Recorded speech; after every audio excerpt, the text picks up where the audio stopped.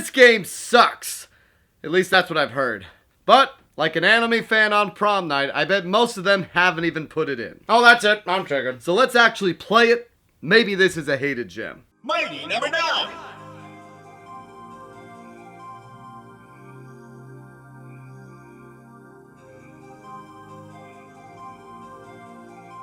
So Mighty No.9 came out, and wow, is it getting thrashed. And after playing it, I can tell you this is not a great game. If you're looking to rip this game apart, you can very easily.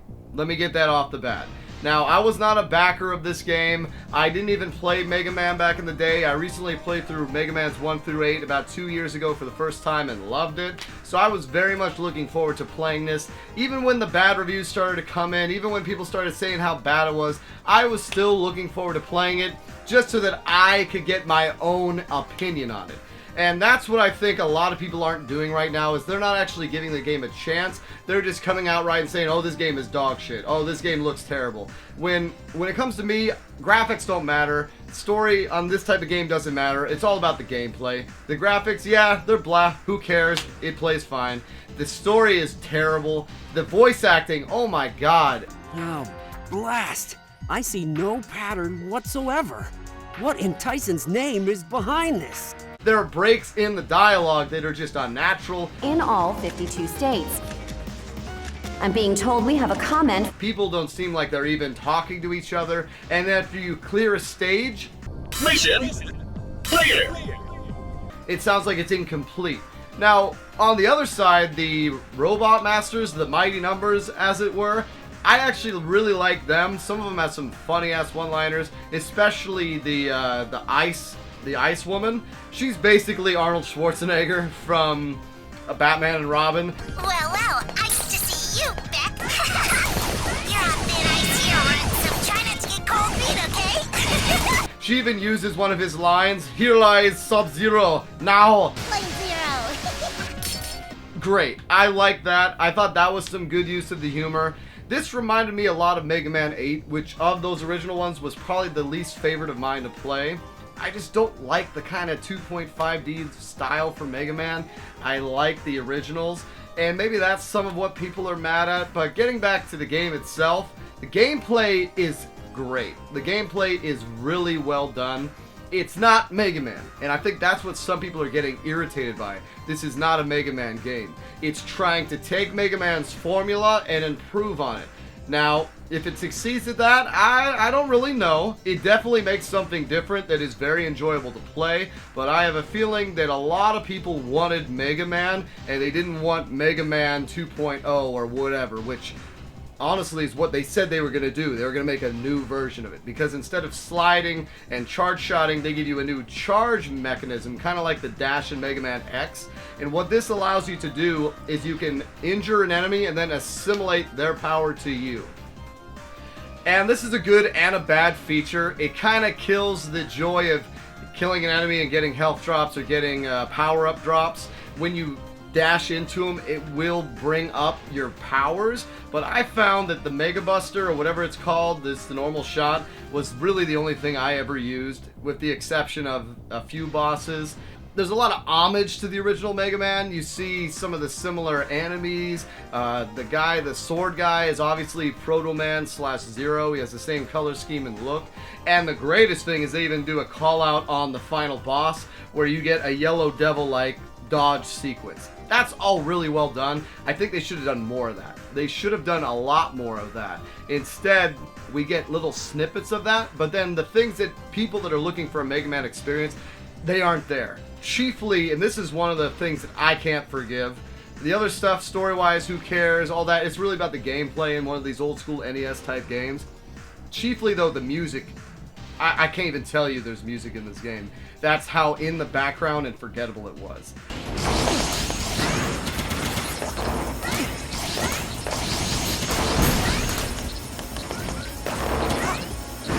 Here we go.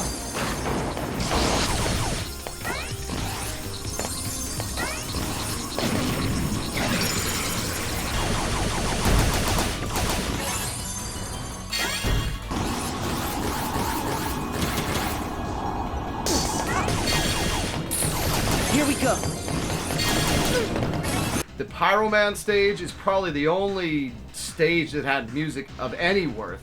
Otherwise, it's just, how can you get that wrong? That's one of the things. It's called Rockman. That's one of the things that people love from Mega Man, is the great tunes. And this game has none of it. Not whatsoever. Now, I also played this on the Wii U, and as some people have heard, the Wii U one had a patch where apparently when it first came out, it was bricking Wii U's, where it was destroying them, which is kind of hilarious and sad. But there is some serious slowdown in this game. It was almost unplayable.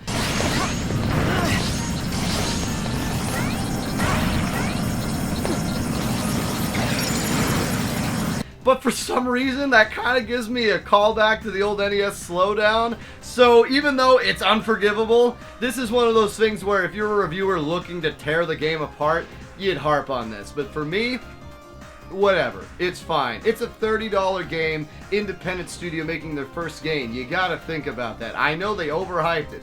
I know Kickstarter expected the moon. But when you just look at the brass tacks of what they made, the gameplay is a lot of fun. It's a nice platformer, and there's a lot of Mega Man-esque feel to it. And that's what I'm looking for in this game.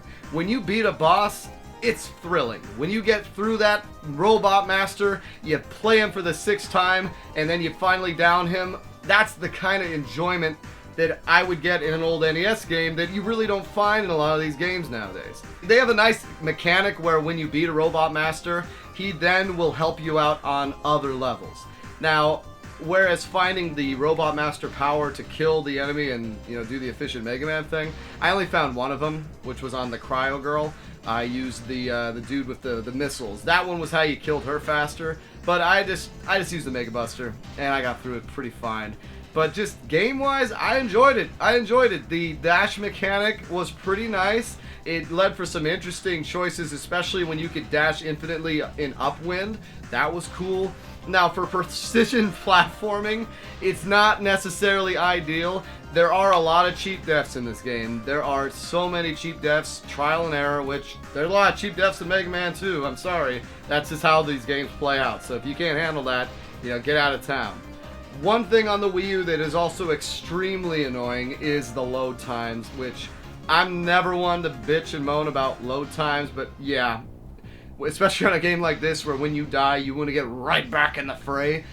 20 seconds is about the average load time between dying and getting back, which made it really easy for me to clip video footage, because I'm like, oh, well, I can stop recording and then start recording here, and that I'll have 10 seconds to spare. But when you're on that boss fight where you're just like, oh, I want to do this, I want to do this, it does get tedious. There's no final boss rush mode, I guess you'd call it. They do unlock one after you beat the game, but I don't want to do that. I want to play the main game. Extras-wise, there's a lot of content there. I didn't look at any of it, but there is a lot of random achievements. There's definitely speedrunning potential. They give you nice plays, fine plays. There's a lot of stuff here that keep people busy if they enjoy playing it. Now, is the game fun to play? Absolutely. The game is great. Well, the funny thing about this game, what I think I've kind of nailed down, is what Mighty No.9 does well, it does fantastic.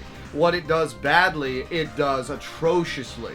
And while people say this is a mediocre game, it's not. It's got moments of greatness, and it's got moments of horribleness. And it all kind of melds into a package that if you're an old school gamer, you'll like. You can get through the crap. You'll like the gameplay. New school gamer, who especially was expecting something on the moon, I can understand why it's bad. But we're looking at, is it a hated gem? Is it hated? Is it a gem? It's not a gem. It's not terrible. It's not hated. It's a hated gem. I probably wouldn't recommend the Wii U version because of the slowdown issues and because of the long load times, but definitely give this game a shot. And yeah, I liked it. I don't know. I'd rather have a Mega Man. I'd rather have Mega Man all day. But I appreciate having this game. I'm glad this game exists, and it doesn't deserve all the hate it's getting. It does deserve some hate, but let's put off the hype train, what we expected, you know, all the kind of mumbo jumbo BS, and let's look at what we have. And what we have is a nice playing platformer that just is a little misguided and a little incomplete. But hey, how many games do we get nowadays that are incomplete? I mean, look at the latest Ubisoft or Bethesda game. Come on. We expect bugs. That's not something you can harp on. I mean, I've seen those games get 9s in review scores, even though they're broken as hell. So yeah, my number 9, Hated Gem, take it to the bank.